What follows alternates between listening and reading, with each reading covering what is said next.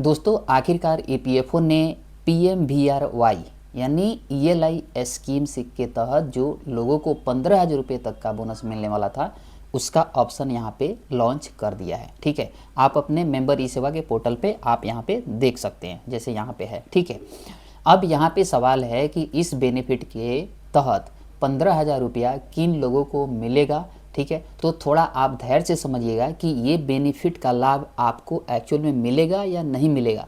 यदि मिलेगा तो कितना मिलेगा और कितनी बार मिलेगा। ठीक है, तो चलिए मैं बताता हूँ। तो यहाँ पे तो आपने देख लिया कि ये ईएलआई स्कीम के लिए पीएमवीआरवाई का यहाँ पे स्कीम का जो ऑप्शन है लॉन्च कर दिया गया है। आप यहाँ पे एलिजिबिलिटी चेक कर सकते हैं। ठीक है, अब देखिए मैं यहाँ पे आपको बताता हूँ कि ये ईएलआई योजना में ये लाभ कितने मिलने वाला है।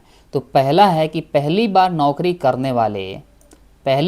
करने वाले कर्मचारियों को सरकार 15,000 तक का प्रोत्साहन देगी।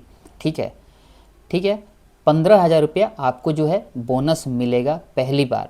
अब इसमें क्या है कि यह राशि 2 किस्तों में दी जाएगी। 15,000 जो रुपया है अगर ये आपको मिलती है, एलिजिबल होते हैं, तो आगे मैं बताऊंगा कि आपको कैसे अपनी एलिजिबिलिटी चेक करनी है, देखनी है कि मैं इसके लिए एलिजिबल हूँ या नहीं हूँ, मिलेगा या नहीं मिलेगा। ठीक है, तो ये जो पैसा 15,000 है ये 2 किस्तों में मिलेगा। ठीक है ना, आपकी सैलरी भले ही ज़्यादा हो लेकिन 2,000 मिलेगा। यहाँ पे पहली किस्त आपको तब मिलेगी जब आपकी नौकरी 6 महीने पूरी हो जाएगी, और ये 6 महीना आपको एक ही एस्टेब्लिशमेंट में पूरा करना है, मतलब एक ही कंपनी में पूरा करना है, और वो 6 महीना का कंट्रीब्यूशन जमा हो तभी मानी जाएगी कि आपने 6 महीना कंटिन्यू किया है। ठीक है, तो ये रहेगा यहाँ पे आपकी साथ साथ, मतलब ये पूरा करना है।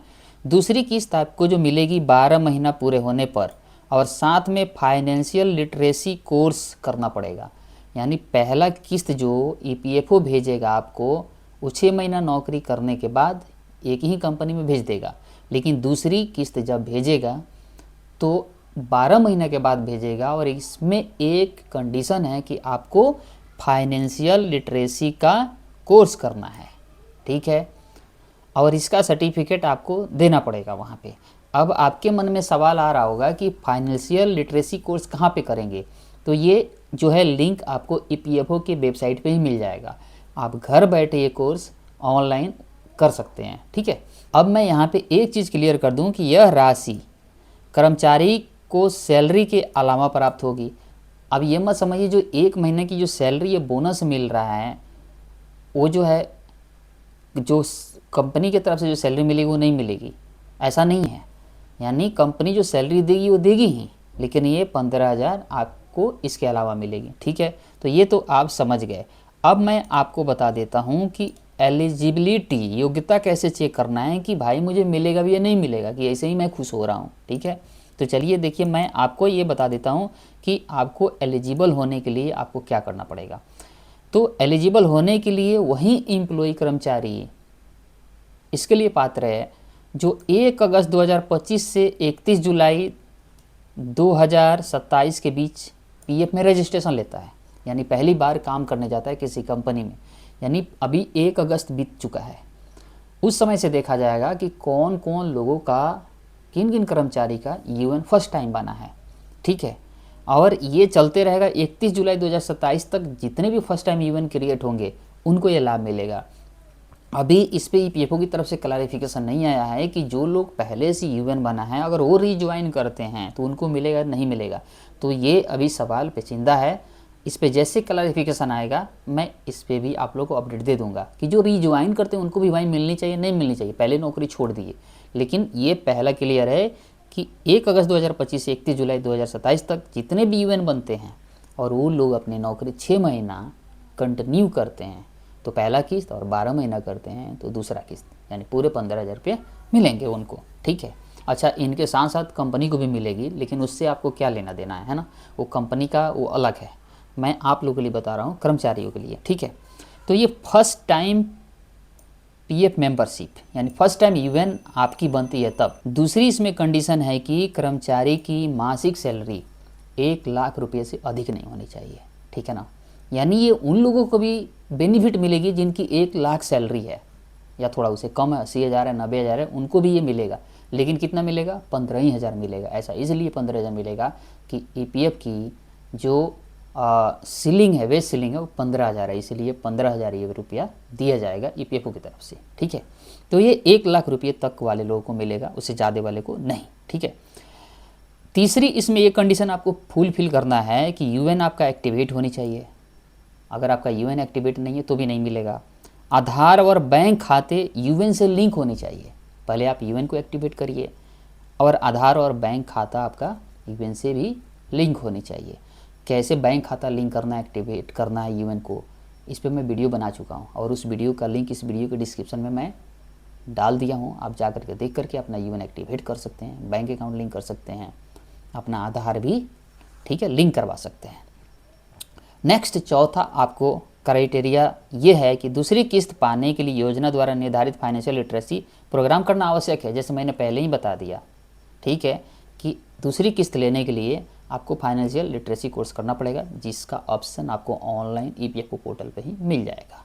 ठीक है, अब मैं बता देता हूँ कि ये बेनिफिट यदि आपको लगा कि मैं इस क्राइटेरिया में हूँ, ये मैं फुलफिल करता हूँ, ये मुझे मिलनी चाहिए, तो आगे आपको क्या करना है।